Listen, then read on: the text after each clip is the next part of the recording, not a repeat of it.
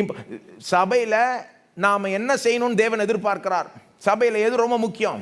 வசனத்தை பிரசங்கிக்கணும், நாம் அவரை துதித்து பாடணும், ஜெபம் பேர் எடுக்கணும், ஞானஸ்நானம் கொடுக்க வேண்டும். சபைக்கு கட்டளையிட்டிருக்கிறாரு. உங்களுக்கு ஞானஸ்நானம் எடுக்கும்படி கட்டளையிட்டிருக்கார், எங்களுக்கு கொடுக்கும்படி கட்டளையிட்டிருக்கிறார்.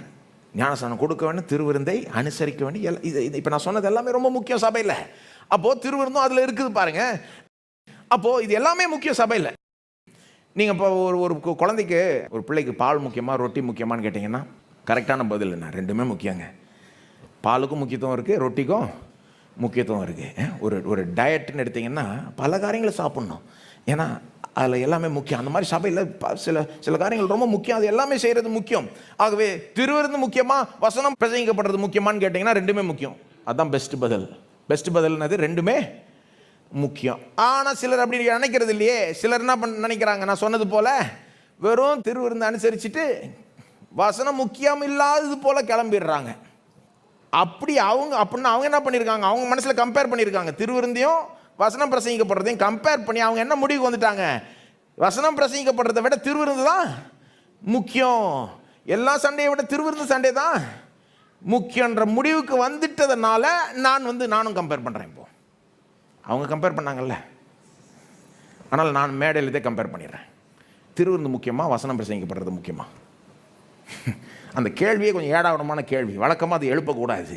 ஆனால் சிலர் அதை அப்படி அவங்க மனசில் தப்பான முடிவுக்கு வந்ததுனால நான் கேள்வி எழுப்புகிறேன். ரெண்டுமே முக்கியம், ரெண்டுத்துக்கும் முக்கியத்துவம் இருக்குது சபையில். ஆனால் எது ஒன்று முக்கியம்? வசனம் பிரசங்கிக்கப்படுறது முக்கியமா, திருவிருந்து முக்கியமா? உலகம் எப்படி உண்டானது? தேவன் உலகத்தை எப்படி உண்டாக்கினார்? தம்முடைய வார்த்தையின் மூலமாய் உண்டாக்கினார். இந்த உலகத்தை எப்படி தாங்கி பிடிக்கிறார்? தம்முடைய வல்லமையுள்ள வசனத்தினால தான் தாங்கி பிடிக்கிறார். நாம் எப்படி ரட்சிக்கப்பட்டோம்? திருவிருந்து எடுத்ததுனால ரட்சிக்கப்பட்டோமா, அல்லது சுவிசேஷத்தை ஒரு மனுஷன் பிரசங்கம் பண்ணுறப்போ நாம் கேட்ட அந்த செய்தியை, இயேசுவை பற்றி அவங்க பிரசங்கம் பண்ணுறாங்க, யாரோ ஒருத்தர் அதை கேட்டு அந்த செய்தியை நீங்கள் நம்பினதுனால ரட்சிக்கப்பட்டீங்களா? அவங்க பிரசங்கம் பண்ண இயேசுவை நீங்கள் நம்பினதுனால ரட்சிக்கப்பட்டீங்களா? எப்படி ரட்சிக்கப்பட்டோம்னா, ஒரு மனுஷன் சுவிசேஷத்தை பிரசங்கம் பண்ணார், அந்த வார்த்தைகளை நம்ம கேட்டோம், அதன் மூலமாக தான் இயேசுவை நம்பினோம், அந்த விசுவாசத்து மூலமாக ரட்சிப்பை பெற்றுக்கொண்டோம்.